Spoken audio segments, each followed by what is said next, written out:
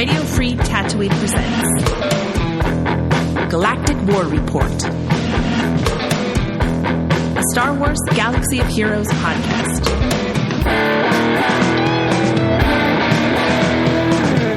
Boshuda, fellow Holotable hustlers, you're tuned in to Galactic War Report, a Star Wars Galaxy of Heroes podcast that's better than some and worse than others. I'm Sean, a.k.a. the other Sean, and sitting across the Holotable from me is Josh, a.k.a. the Golden Pop-Tart. So it just seems like we have a theme of Hoth outside, because I think I've said this now, it feels like 7 or 8 times, where how many times have we recorded and there's some type of winter advisory or something like crazy in happening? A row. Right? Yeah, it's nuts. Wednesday nights in Michigan this year have been brutal. I mean, oh my goodness. I mean, it's a benefit if we have school closing, right? So then we don't have to get up early to do those type of things, but it is just a little bit interesting out there. They're saying about, 8 inches or so, and potentially, yeah, 4 to 8. I guess we'll see what happens. So, I made sure and ran to the grocery store and bought all the essentials so that no one else could. Yes. No, just a little bit of this and that, to be safe. So, Galaxy of Heroes, man, it's been a quiet week in game for the most part. But it's also because like some news came out that we didn't really follow. That's why it was a quiet week. We were about to record and we're like, man, nothing really happened in game. Oh yeah, new Conquest, new Datacrons, new adventures for us to get into. So we're going to talk about those tonight, as well as a little bit of Grand Arena and some odds and ends. But first, 'tis the season for some blurf days. Yeah, it is.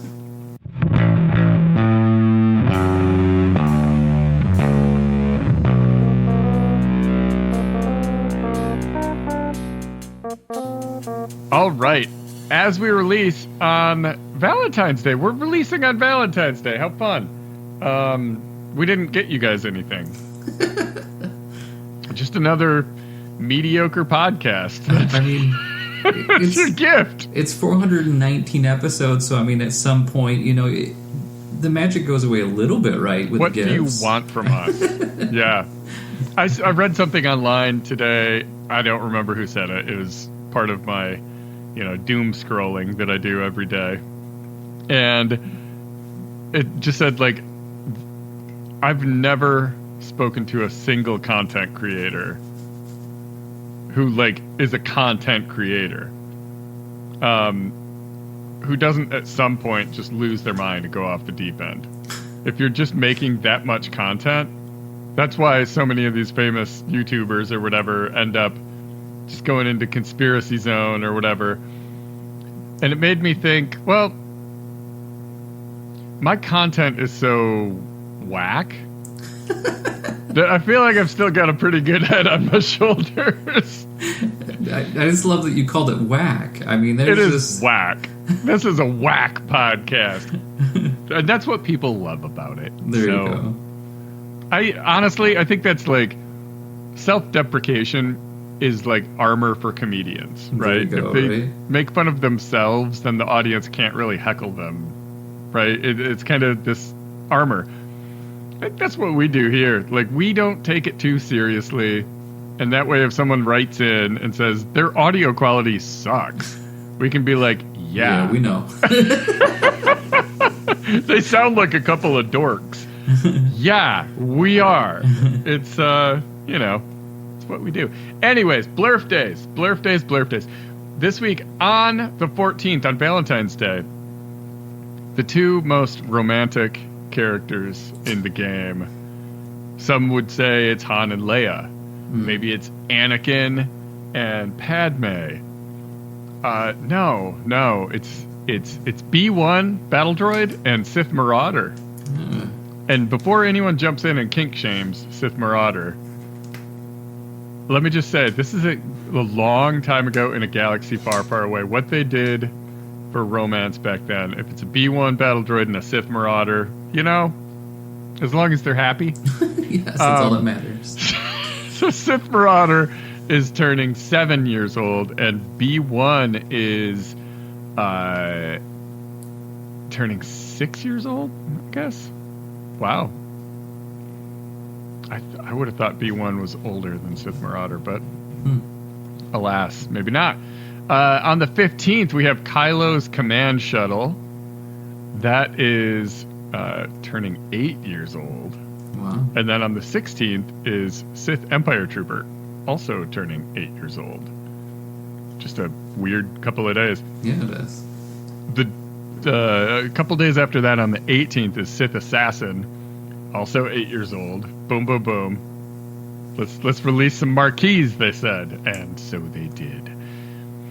And then on the 20th, we have the Finalizer, turning 5 years old. 5 years of being a almost, kind of, maybe reasonably good ship. I mean, we don't use it for the Executor anymore, so that's kind of the challenge, Yeah. There's not really a spot where it thrives just at all. Think about it now. There's so many requirements for you to unlock that ship, and it's better now, obviously, with being able to sim, and it's always there, but it still was the first capital ship where you actually had to have all of those requirements, and that's what it was. I mean, that's the crazy part. I mean, I feel like both it and Radis came out to maybe pump some life into ships to give some variety. Yeah. But what they forgot to do was give them fleets. And make them there was no Star Fortress, right? Yeah. You had Falcon and the 2 X-Wings were the only Resistance ships. Okay, I guess I'll take this Radis. It was just awkward. They're both awkward fleets now, still, because they're not great on defense at all, and they don't counter anything really anymore, so they're just weird. Poe's ship has always been the one that drives me insane because of all the shows, right? All of the, what you see out there. I mean, Poe comes in and he destroys some stuff. He just makes it look easy. And then in the game, he's not the best. No. I mean, so he came out before Houndstooth. I'll say that. Oh, wow. Houndstooth changed everything. Made every ship that was good before, almost every ship that was good before, just look like a joke. I think Houndstooth, it's safe to say, was the Jedi Knight Revan of ships. Where, there were the old days where you shot at ships and it did damage. And then there are the new days where that doesn't happen anymore. No. You shoot at ships and they laugh at you and then destroy you. So, anyways, happy Blurf Day to all of you, especially Finalizer. You're a terrible ship, and we love you so much. And happy Valentine's Day to B1 and Sith Marauder. I know, right? Too. I hope they have a great dinner or whatever. All right, now let's take a look at this week's upcoming in-game events, brought to you by swgohevents.com. For a complete list of past, present, and future events, swgohevents.com is a universe of info in a galaxy of heroes. On the 14th, we've got, again, one of the most romantic things you could possibly imagine, an Omega battle. Oh, yes. Nothing says love like one Omega Mat. That's going to be an Imperial Fleet Omega battle. On the 15th, we have an Assault battle, Military Might. We also have Daring Droid Mythic and Discarded Doctrine for your Executor blueprints. So that's a pretty beefy day. I like to see that. Oh, yeah. On the 17th, we have a Territory Battle sign up. This will be, of course, Rise of the Empire if you're an endgame guild. For newer guilds, light side. Get ready for it. On the 17th, let's see, we also have a Omega battle on Dathomir. On the 18th, we'll have a heroic battle, Endor Escalation. And on the 19th, we have one more assault battle, Secrets and Shadows.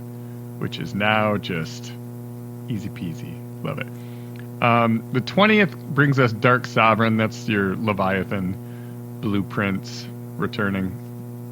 And that's the week in events. Of course, keep in mind the second half of that you're doing territory battles. So that'll keep us busy, I'm sure. But next week is also the week where there is no Grand Arena. True. Because we're in week 3 of the current. It's going to switch over to 3v3 soon. And all those Datacrons, all those beautiful Starkiller Crons and Malicos Crons. What else? So many fun ones. Disappearing the Inquisitor Maul. Yeah, that was a good group. That was a real good group. It's a bummer because I have the Shin one and I never actually got to use it. I mean, I suppose I could now, but I don't have Balin. So that's a drag. But we'll talk about Datacrons more later. First, before we dive into the top stories, I want to give a quick shout out to all of our fantastic Patreon supporters. If you enjoy what we do and you want to be a part of this exclusive community, head over to patreon.com/Galactic War Report. It only takes a couple clicks and we get your money. It's like super easy to just click. Cool. I'm just sending money every month now. We have memberships starting at $1 a month. If you just want to say, you know what, this is worth this guy getting one size larger fry the next time he goes to Burger King. You can do that. Or maybe like, every other trip to Burger King. Something like that. We have $5, $10, $20, whatever you want to give, we'll gladly take your money. But yeah, to everyone who does give, I super duper appreciate it. Your support makes this podcast possible, and big hearts to all of our patrons on Valentine's Day. All right, enough of this sappy banter. Punch it, Pop-Tart. So yeah, why don't we start with the update a little bit here? And I'm going to say singular, but the nice part is we did get, well, like you said earlier, there's a little bit of stuff that wasn't really in the news per se, but was kind of in the data mine pieces to it, and then luckily people latched onto, so we're going to talk a little bit about that. But let's talk about the update. Now, during your stream earlier, you were talking about this guy spitting all over people named Boss Nass, and he's on my list right now. I could tell, definitely. And so it looks like he is going to be accelerated now. It's really weird to think, but we have had Gungans in the game for a year now. So Boss Nass, there you go, accelerated for you. Yeah.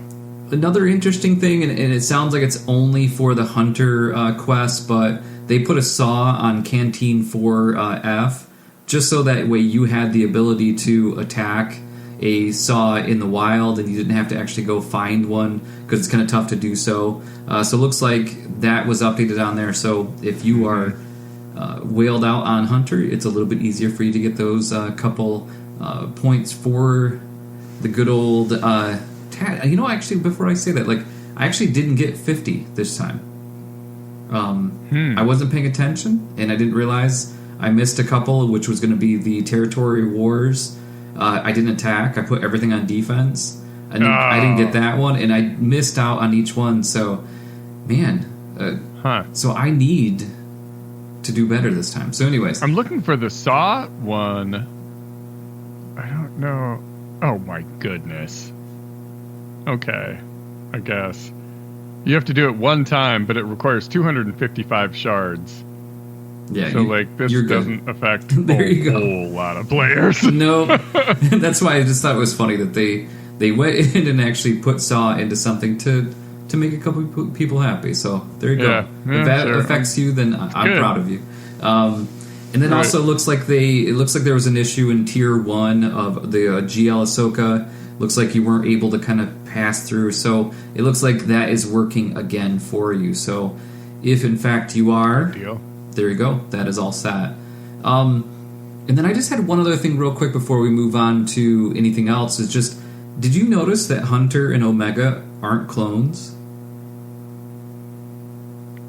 No, I didn't. So in game, they are not clones, and so it kind of brought me to that, like the lore-based tags, and I know Jedi Knight Luke is the prime example, right? Like that dude definitely is a rebel, and I understand about balancing, but it's kind of weird to think that New Hunter and Omega aren't clones.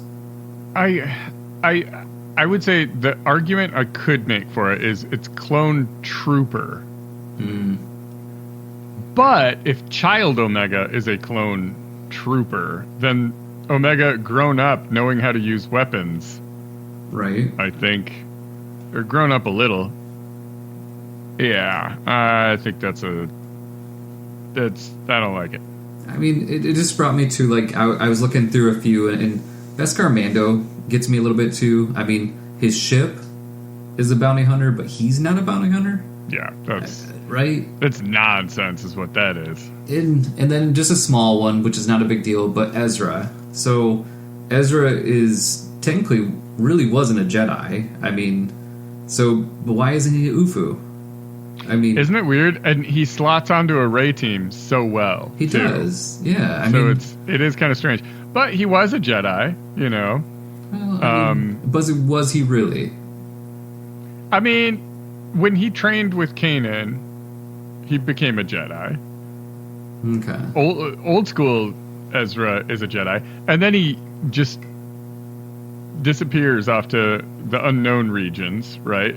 So, like, anything else that would happen to him, he wouldn't be clued in on what the Jedi mean anymore, you know? I don't know. But I can get behind that one. But Padawan Sabine isn't a Jedi. And she has the word Padawan in the name. So yeah, that's... Right, it's a little weird. I would say because Ahsoka is training her, maybe. But why is again... Ahsoka should be a Jedi then, too. I mean, either way, like I said, we can go down that route. I thought it was interesting with the new characters, you know, and again, it's probably about balancing.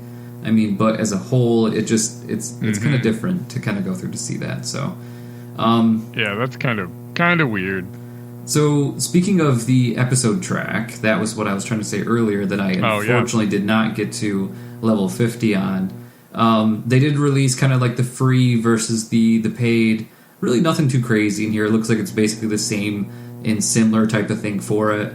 Again, I haven't had a problem with the currency. Originally, I thought that was going to be a challenge.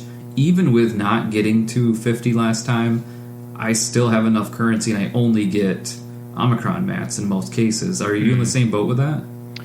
I've bought the pass every time. Oh, have you? And so I get to 50 and I have a ton of the stuff and I buy the Omicrons, but I'll also buy some stuff if I need a piece of gear or even like some relic slicing material stuff. If I go, you hit the magnifying glass and where is it? For 4,000 of these episode points, you can get it. All right, fine. I've got so many. Yeah. I don't hit up the shop. I hit up the shop once a week to get my Omicrons. Yeah.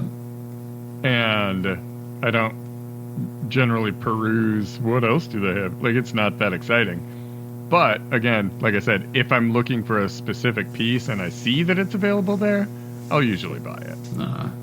You see, because the stuff is not that valuable, especially if you buy the pass. You just get so much of it. Well, that's where I was kind of thinking. Is just, I mean, I'm at 30,000, and yeah. I mean, it's not tough, but still, I mean, I'm actually 63,000. 63, yeah. So I mean, that's where it is nice because I am getting a lot. It feels like Omicrons are feeling a little bit flowing a little bit easier with this, so I'm still good, but again, looking at overall, I'm not too concerned with. I mean, you do have a droid brain, I think, going to be in the paid, which you're not going to have in the free to play.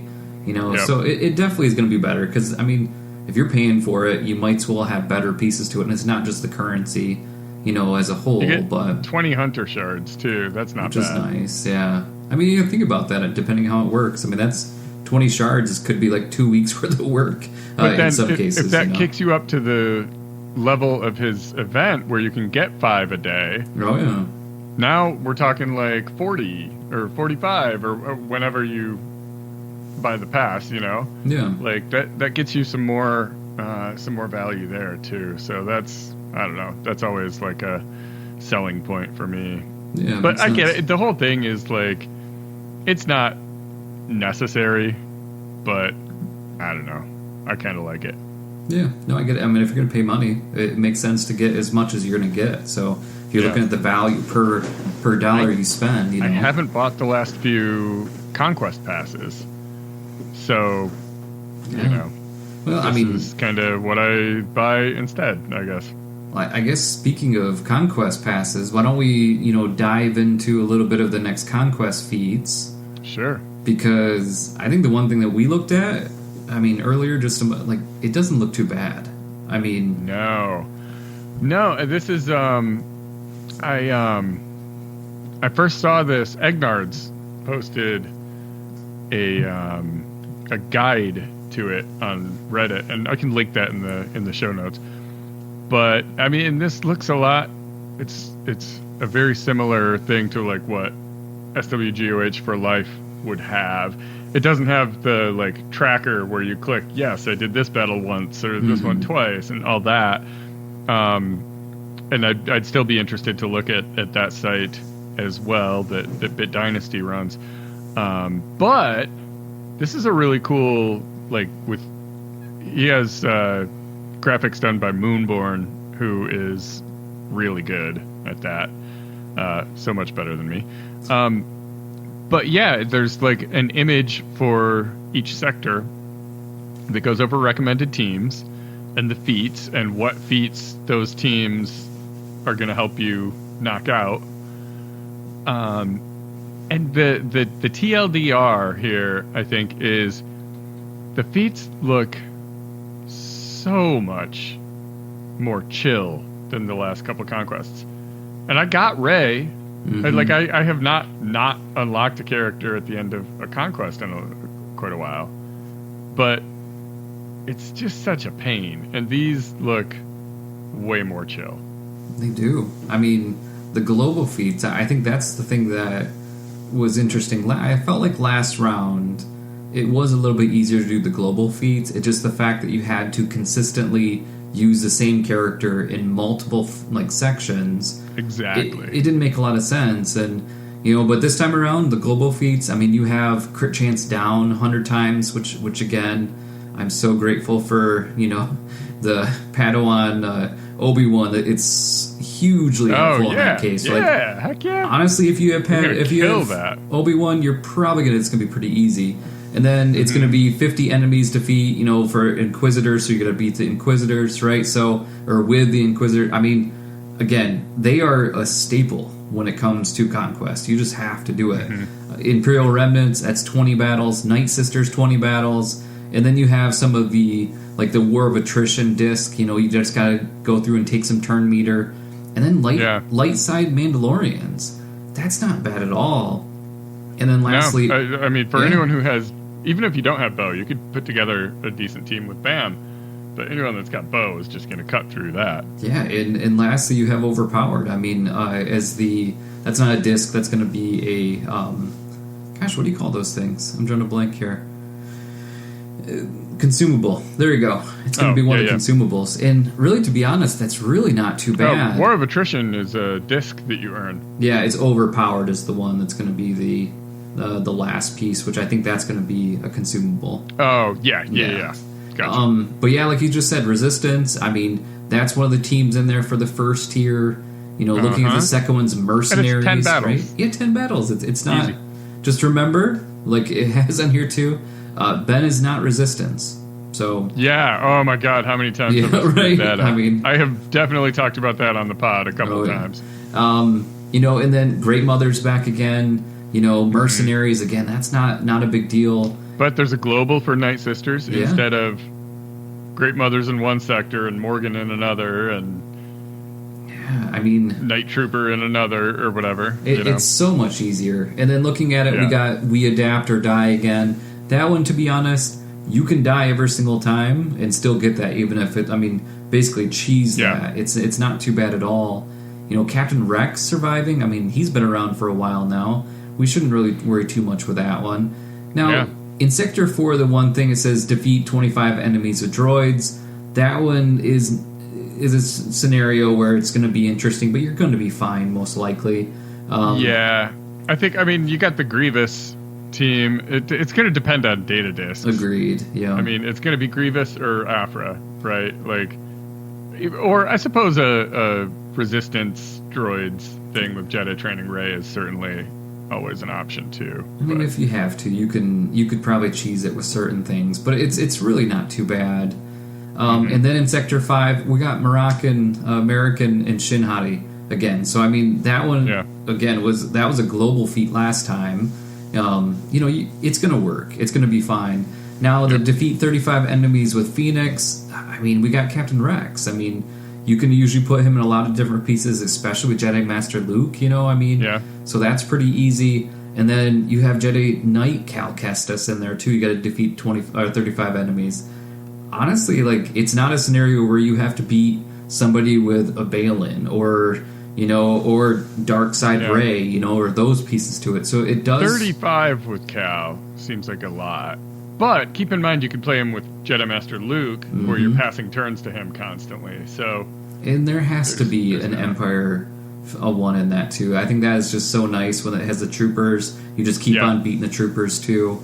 I mean, none of it looks to me like it's going to be a scenario where, like, okay, I can't do this. Now let's see what the data discs are.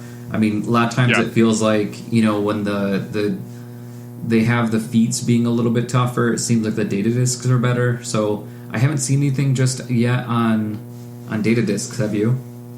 If they're changing at all? I have not seen anything on the data discs, no. But I think another thing... Oh, it's actually Moonborn that posted it on Reddit. He made it with Egnards, but at any rate. Yeah, I mean, I just... one thing to keep in mind is you don't have to do all of them, right? So if, like, 35 with Jedi Knight Cal, all right, drop that one. You know, if one of them's a pain in the butt, drop it. Now, that one's a Sector 5, and you generally don't want to ignore those. Those are 15 points, but yeah, this looks very doable. Great. Very doable on this one, I think. And then, I mean, again, I go back to that first one where we got to destroy everything with Vader and how much fun that was. Like, I would love to go back to those days, but I will take a gimme on this one. Now, if we all of a sudden do this and I'm like, well, I got box 4, you know, like, but I hope I don't have that situation. Well, that's a different story, yeah. But no, I mean, and what we got next Monday? Is that right? Is that when it starts? Yeah, I mean, think it should so. be. I mean, basically. Yep. So okay. Yeah, because I think, like you said, we got Grand Arena ending, which gives us all the crystals, usually right at the start of the next Conquest, which is kind of nice. I mean, I'm doing all right with crystals right now. I'm over 5,000. So, but it really helped. I spend them all on stupid stuff. Well, I usually do it on the first tier for the relic materials, and since right now I'm not doing any relics because of Miss Hera, that is wise. Yeah. So, but yeah. So this is really nice. So if you get a chance, go out and take a look at the Moonborn and Egnard on there. Again, really nice. And then for me, I always go to For Life to SWGOH for Life. Very much and very helpful on that one. Hopefully between those 3 things. At least 2 things, you can go through and do pretty well. So, yeah. And then, in conjunction with this, new Conquest always means new Datacrons. Yay! So we've got, a lot of our favorites are being dusted, which just sounds so. It's just sad. Final, doesn't it? It's just so sad. I mean, it really is. Like Thanos. I mean, again, this time around, like you said earlier, I mean, you got Maul, which that's a great run where he basically dies and comes back. Starkiller gets to assist on it for everybody. Like, it is just a wonderful one. And I feel like this time around, I'm not too thrilled with him, to be honest. There's not anything that I say that is like a huge game changer that I have to have. But these I think there's some of that Hut Cartel stuff looks. I'm meaning from the last one. So the Wayward Wayfinder. Yeah. You know, Gotcha. Yeah. I mean, Piet's okay. C-3PO's okay. I mean, Ahsoka's annoying. Yeah, but it feels like the same teams that I was able to beat. Like, even with their new Datacrons, I can still beat them. Mm-hmm. Like, it hasn't changed it that much to me. Agreed. But I don't know. This time around, I'm thinking we got some tough. We got some spicy ones. Yeah, for definitely sure. So the categories are mercenaries, smugglers, Hut Cartel, and droids. And each of them have some kind of interesting things.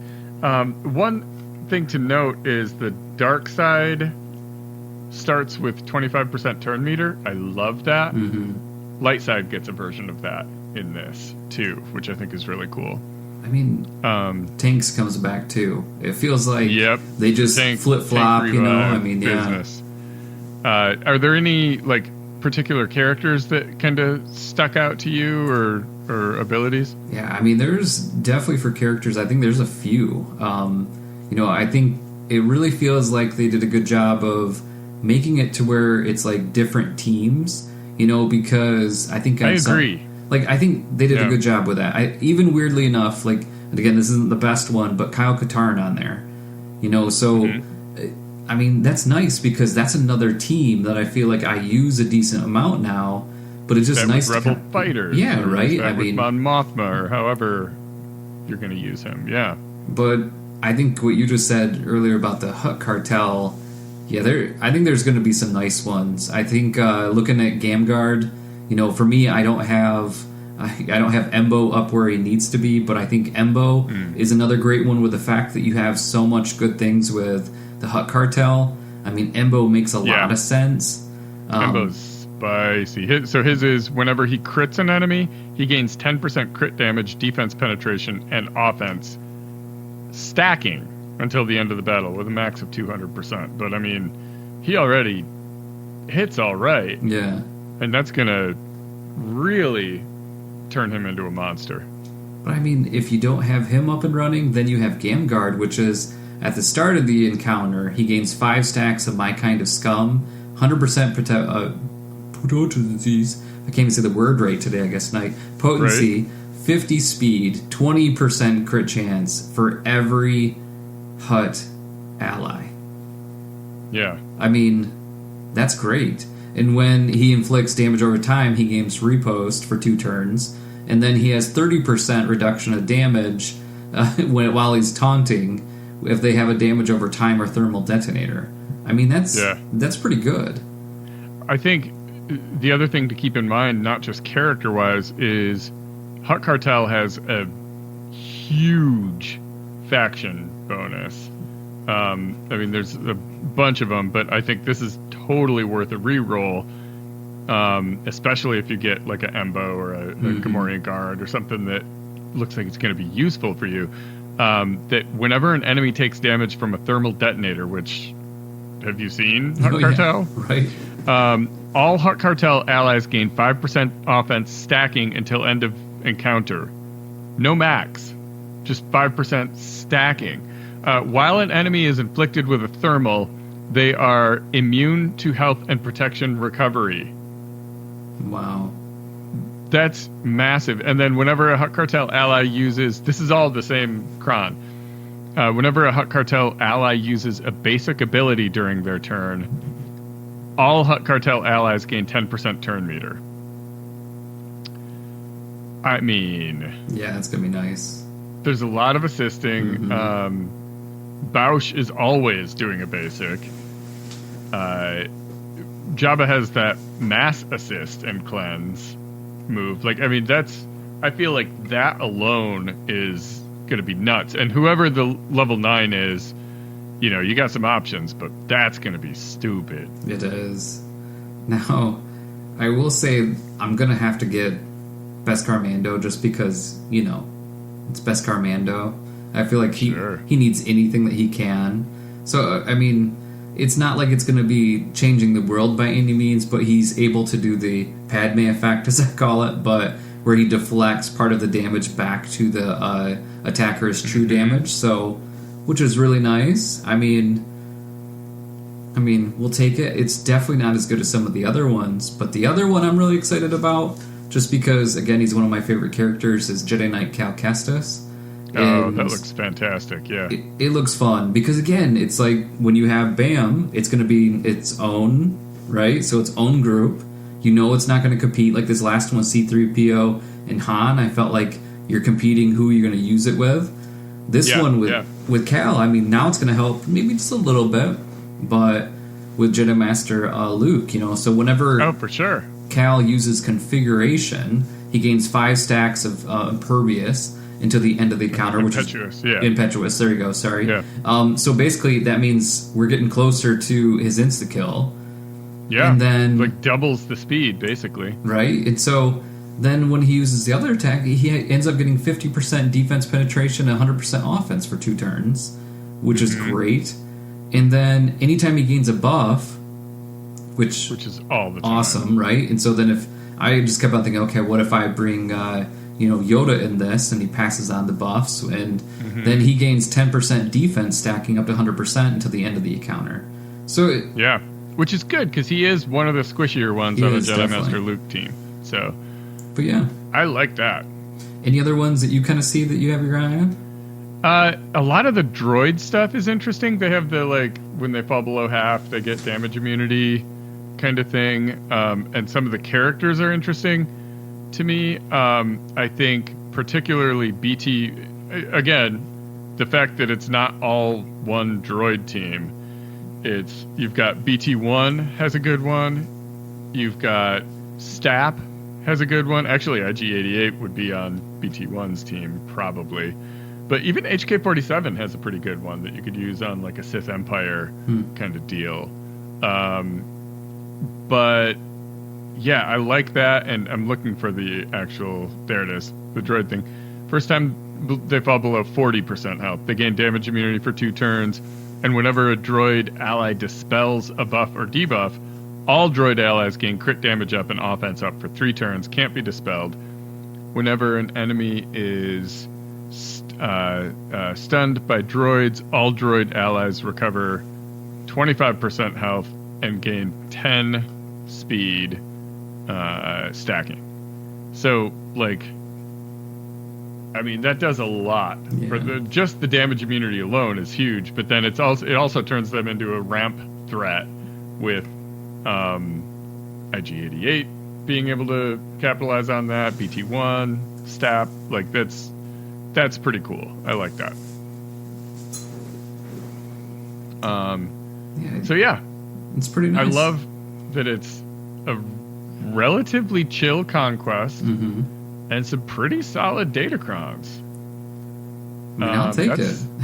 Yeah, life looks like it might be okay for a little while here. All right, so Grand Arena, as we mentioned, is wrapping up. We are, as we release this show, we'll have like a couple more battles, right? How have your first 2 weeks of Grand Arena treated you? Yeah, so I mean, it's really I think it was the first week of it. It was very meh, maybe. I mean, sure. It was rough. I mean, I won't lie, because I would say work got in the way a little bit. But this is the next round. I said I'm going to do a little bit better, so I'll talk more on that one. And it was pretty nice. I still end up doing all right as a whole. I think I ended up getting 2nd place, even though I had a loss at the beginning. So first round, I went against Dr. Ninjoy, and so it was kind of fun, right? And they already had 1780, so I'm going, okay, this isn't too bad. I mean, I could probably handle this. Sure. But I guess I couldn't handle this. But it was a little bit better. But it was kind of nice. Afra versus Finn was really great. Starkiller was easily able to beat Rey. And then, weirdly enough, was the first time I used Jedi Master Kenobi versus Leia. Usually I don't do that, and so it worked out really well. So I was pretty happy with it. not very common, but I've done that a few times. Yeah, I mean, it was one of those scenarios. Now, some of the bad things, and I just couldn't. I mean, again, it was just rough, but Wampa couldn't beat Grievous for some reason. That was kind of weird. Usually that works out almost every time for me, but not this time. So, and then I get into on the actual ship side of it. It was an Executor mirror match, and ships are just so much fun. So that didn't work out. But it was kind of interesting though, because on some of the holds, my Jabba held against SLKR, so that was really nice.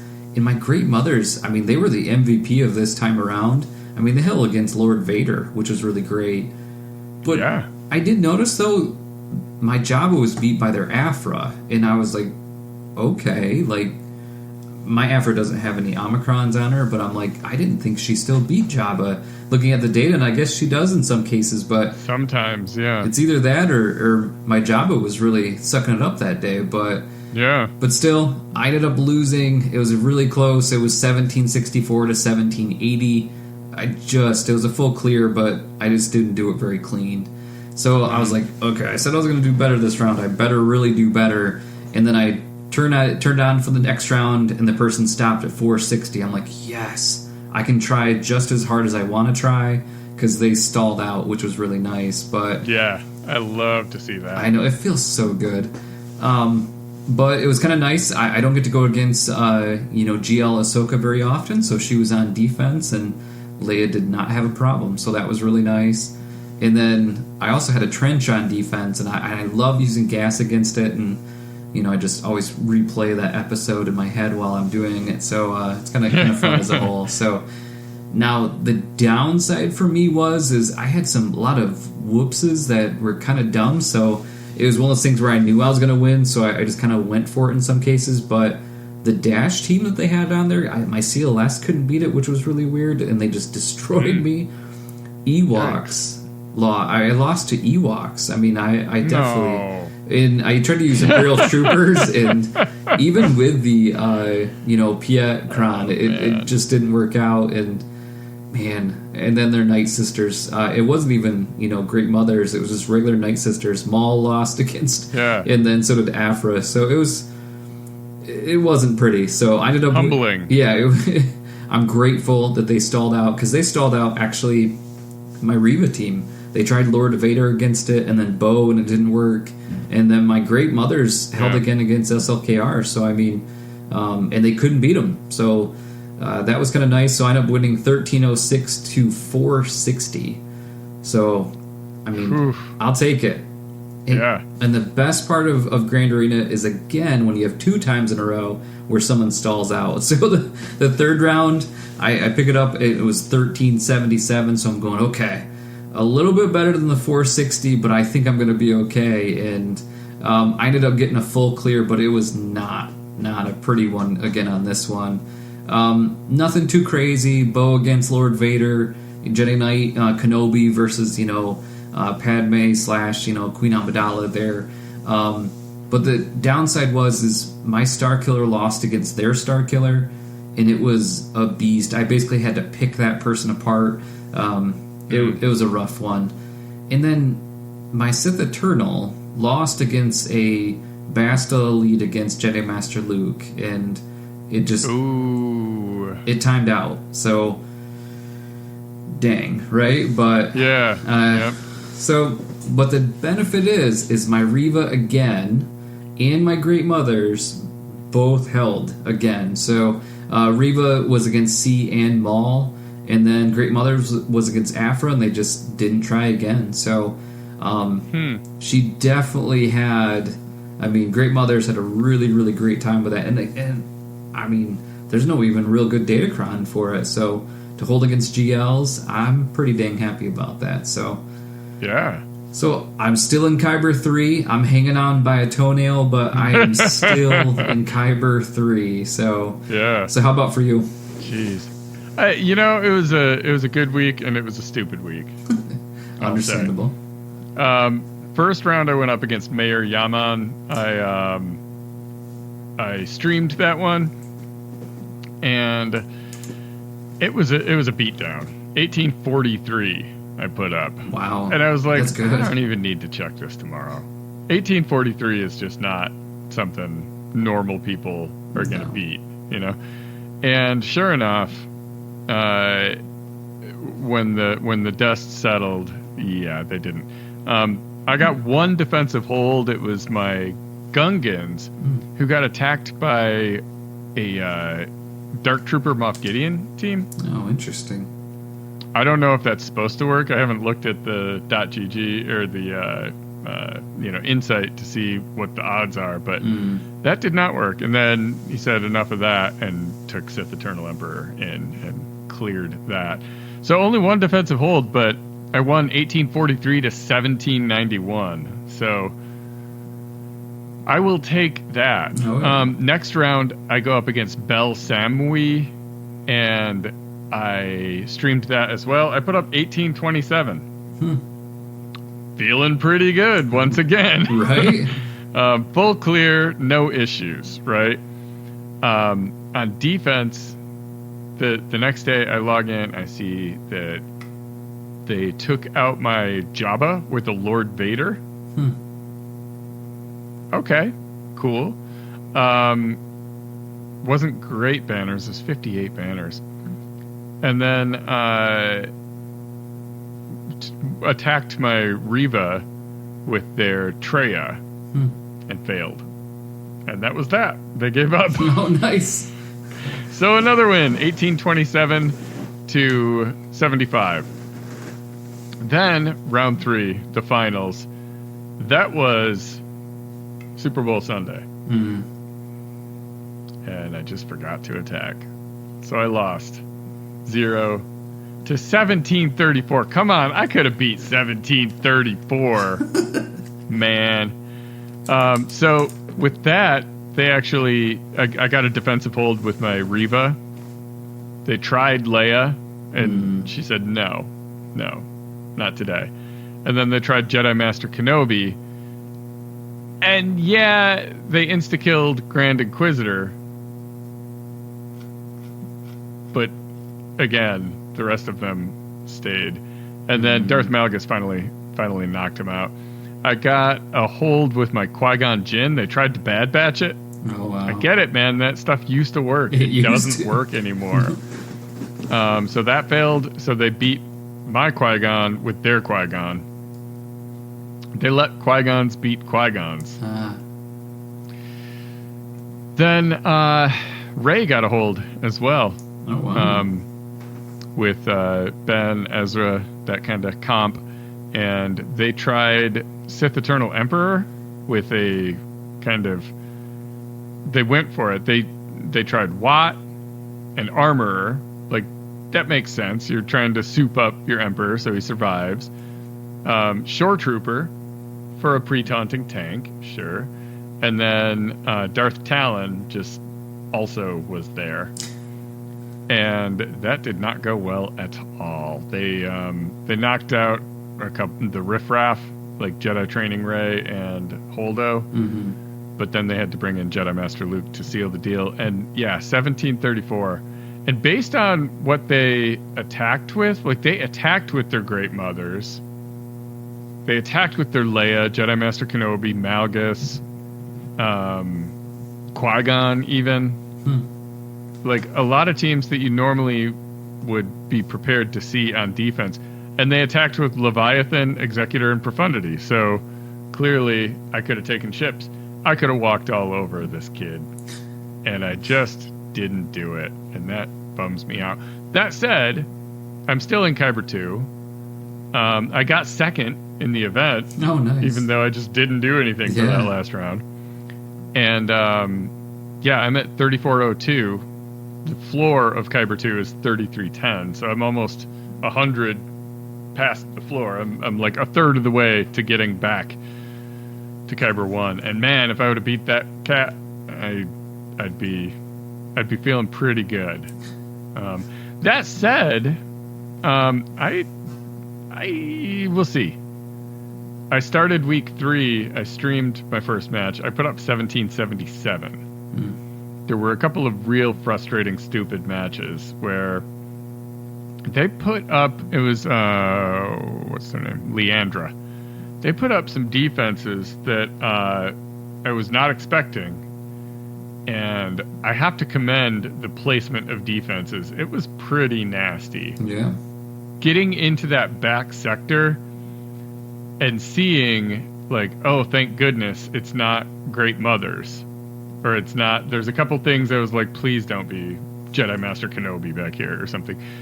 But it was Treya, which, let's be honest, that can trip people out. Oh, it definitely can, yeah. Gungans, which is why he's on, Boss Nass is on my list, and Reva. 3 teams that are not Galactic Legends, but boy howdy do they defend. So, not my best work, but we'll see.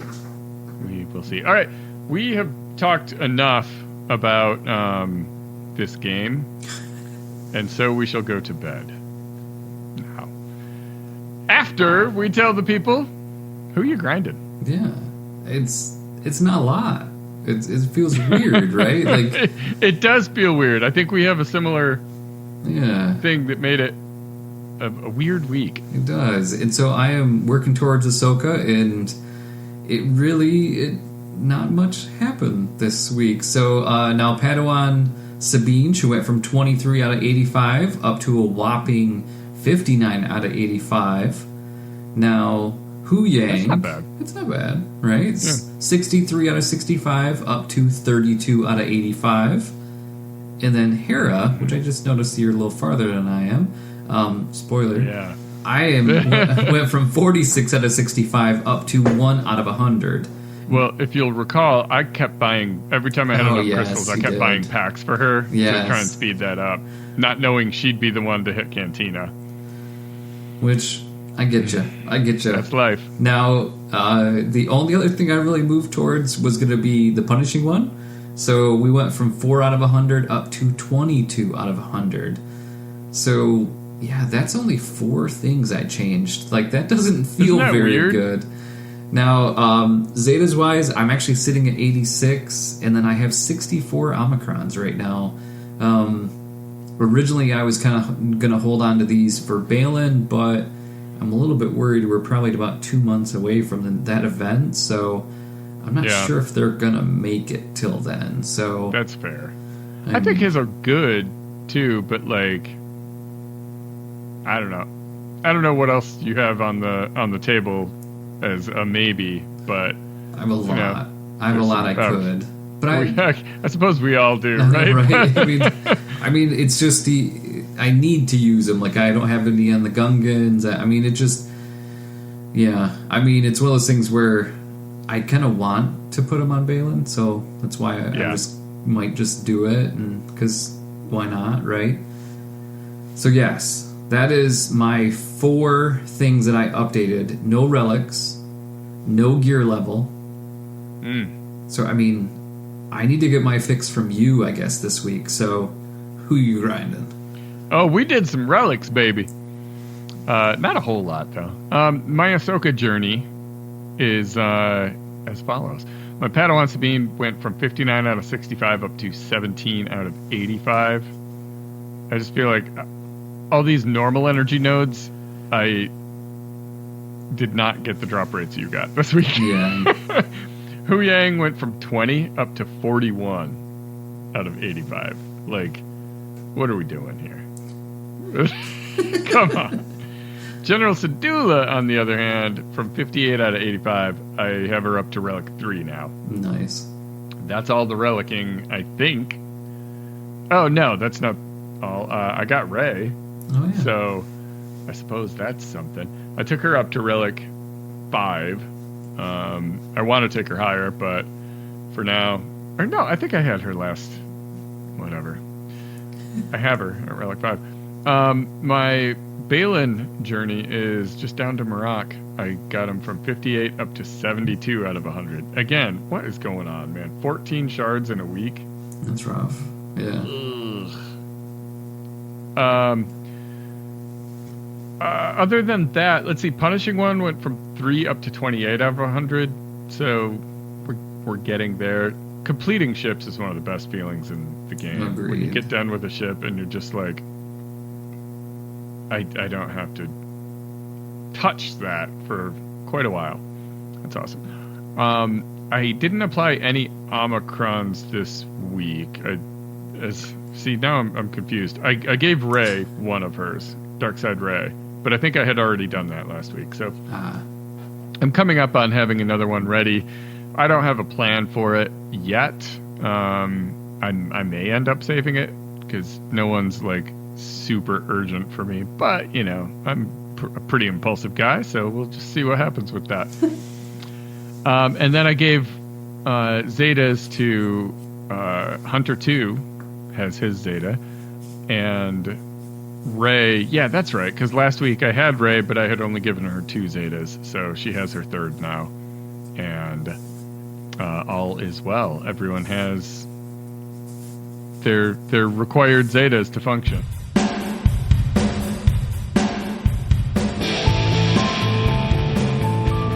That's all we got for you this week. It may not be the best advice, but at least we didn't recommend you try to take out Qui-Gon with Bad Batch. That's so 2021. If you want to continue the conversation, join our Discord server. It's linked in the show description. Become a real live Jawa by supporting us on Patreon, and share your thoughts by leaving us a podcast review. Big thanks also go out to Abu Appa and swgoh.gg, swgohevents.com for providing all the hard data we misinterpret weekly. Thanks for tuning in, and may the Force and RNG be with you.